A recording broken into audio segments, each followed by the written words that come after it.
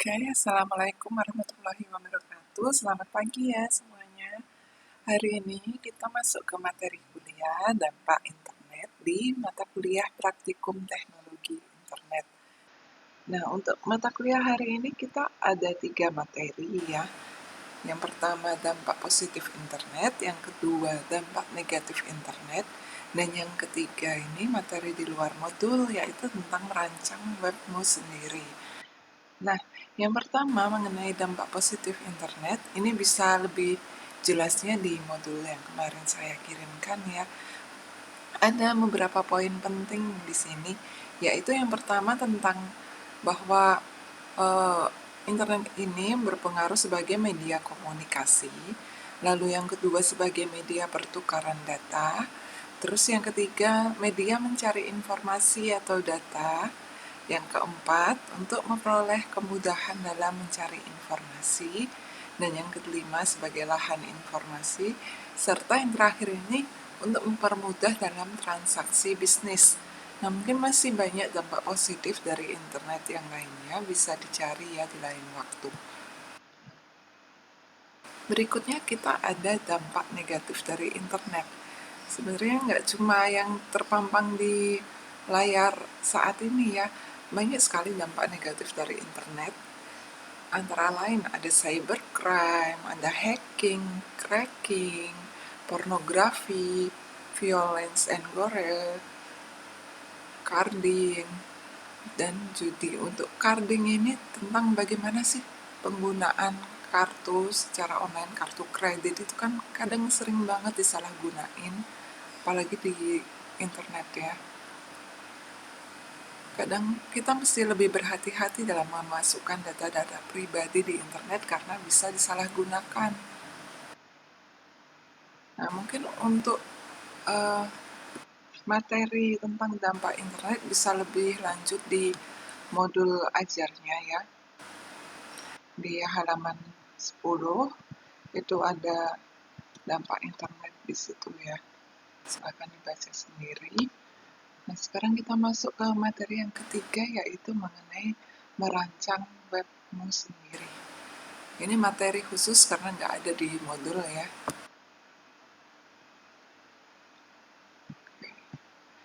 Merancang webmu sendiri. Mungkin untuk di pertemuan ini kita baru ke teori-teori aja dulu tentang perancangan web. Nah, di perancangan web ini tentu nggak kayak di mata kuliah kita di Politeknik ya, bukan kayak nyusun source code gitu, bukan, tapi lebih luas pandangannya. Jadi seperti yang kita ketahui, kalau tiap web itu pasti memiliki banyak halaman, mungkin halaman home, halaman tentang, mungkin bisa dilihat lebih lanjut kalau kita buka web ya, searching internet. Tapi pernah nggak sih kepikir kalau web dengan domain seperti bla bla bla.blogspot.com atau bla bla bla.wordpress.com itu cukup? Apa itu udah bisa disebut sebagai web? Kalau menurut saya pribadi ya, untuk Blogspot dan WordPress itu belum bisa disebut sebagai web karena itu basisnya pribadi. Maksudnya Blogspot dan WordPress itu kurang resmi lah kalau disebut sebagai sebuah website. Jadi kalau kita cuma pingin untuk membuat web pribadi mungkin cukup ya dengan Blogspot, tapi misalnya kita pingin untuk membuat web yang lebih resmi, hal pertama yang perlu diperhatiin itu yang pertama adalah ide. Kira-kira konsep apa yang mau kita buat di dalam web itu. Terus yang kedua, untuk apa? Untuk apa kita bikin web itu? Apakah untuk AdSense, untuk promosi, untuk salur hobi, atau untuk memberi pengetahuan dan sebagainya. Terus yang ketiga ini, siapa sih target pembaca dari web kita? Apakah anak-anak? Apakah orang luar negeri atau bisa campur orang Indonesia dan luar negeri dan sebagainya. Terus yang keempat itu domain. Domain ini adalah nama domain yang unik tapi mudah diingat. Yang kelima hosting, yaitu kita perlu mencari hosting untuk rumah dari web kita itu. Yang keenam, Ini hal-hal yang perlu kita ketahui ya. Yang keenam itu posting. Minimal kita mesti posting sehari sekali kalau kita udah punya website pribadi. Jangan sampai website itu kita tunda-tunda untuk posting sehari, enggak. Nanti orang-orang nggak balik lagi ke web kita.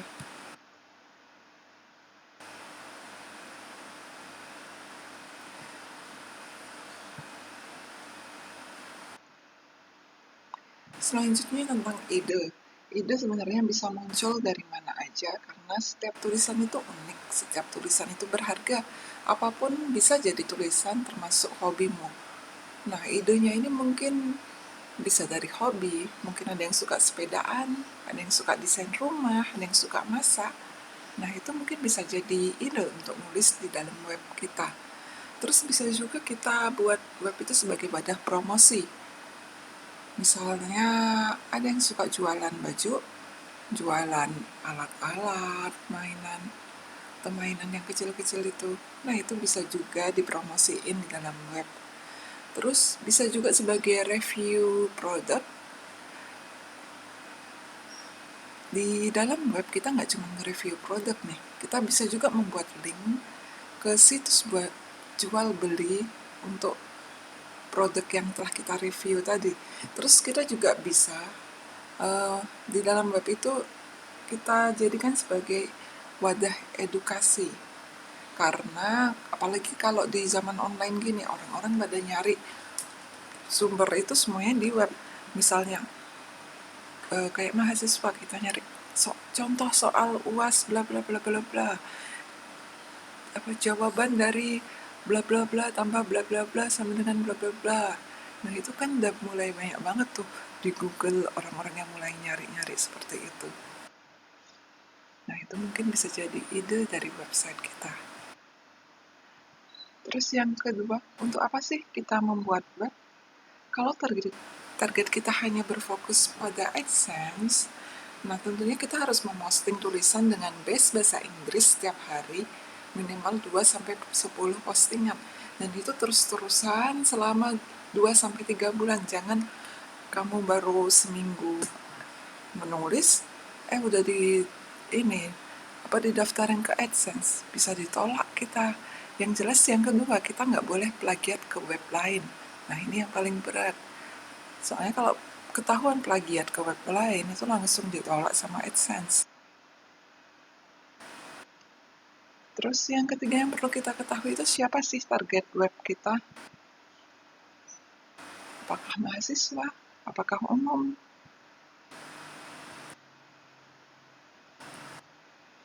Tentukan target webmu, apakah webmu ini untuk orang Indonesia atau orang luar negeri. Menentukan target web ini berarti bisa juga sebagai menentukan bahasa yang akan digunakan dan iklan apa sih yang akan ditampilkan.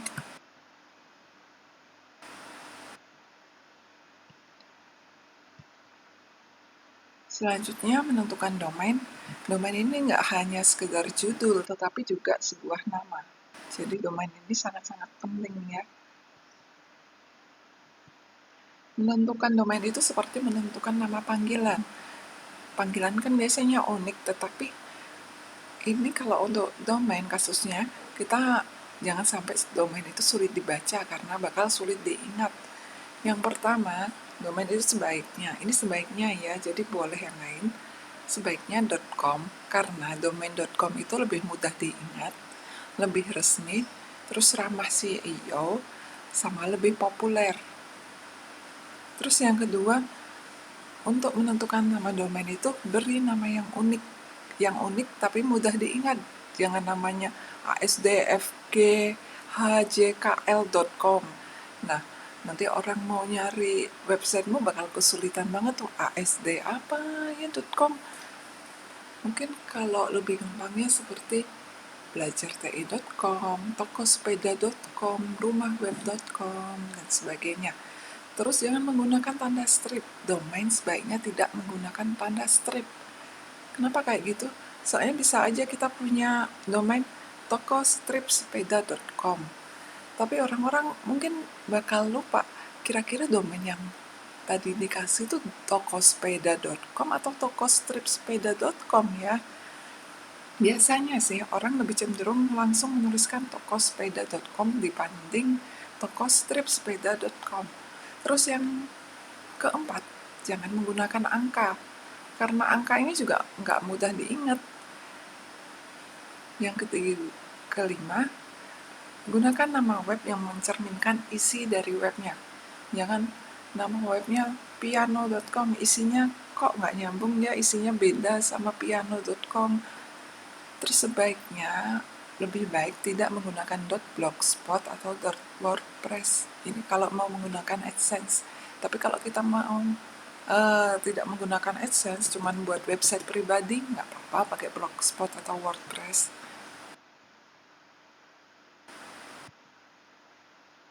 Nah, yang paling penting di sini nih mengenai hosting.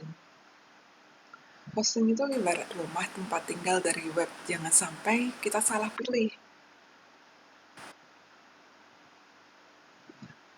Rumah sebaiknya nyaman, aman, dan ramah.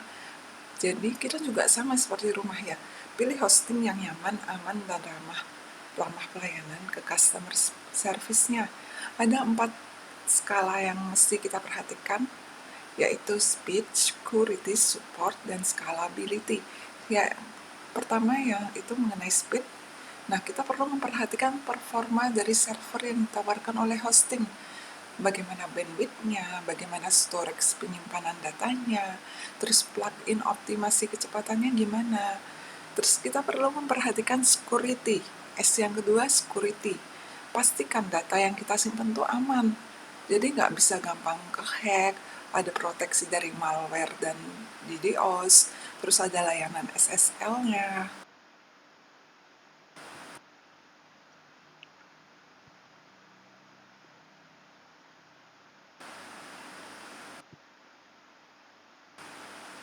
Oke, yang berikutnya support.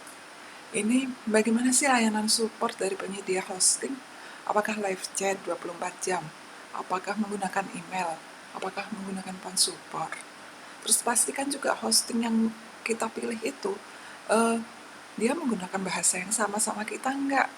Jangan sampai di layanan supportnya pakai bahasa Inggris, kitanya nggak bisa bahasa Inggris. Nah, itu bakal susah banget. Jadi kalau bisa cari hosting yang dia juga bisa melayani support dalam bahasa Indonesia. Terus berikutnya scalability. Lihat tawaran paket di dalam hosting yang bisa disesuaikan sama kebutuhan web kita. Maksudnya kebutuhan web itu gimana? Misalnya kita ingin bikin web untuk personal blog, berarti kita pakai shared hosting. Kita butuh paket yang shared hosting aja, itu udah cukup. Tetapi kalau kita kayak website perusahaan, toko online, portal berita, nah kita butuh cloud hosting karena penyimpanannya lebih besar. Tapi kalau kita kayak website e-commerce yang banyak traffic ininya, pelanggannya, terus web proyek, high traffic blog, nah kita di sini butuh VPS. Nah, selain itu dalam menilai hosting yang bakal kita pilih, kita perlu review dari pelanggan. Kita lihat tuh review di webnya itu gimana. Apakah hostingnya ini reviewnya bagus? Kalau bagus bisa kita lanjutin nih.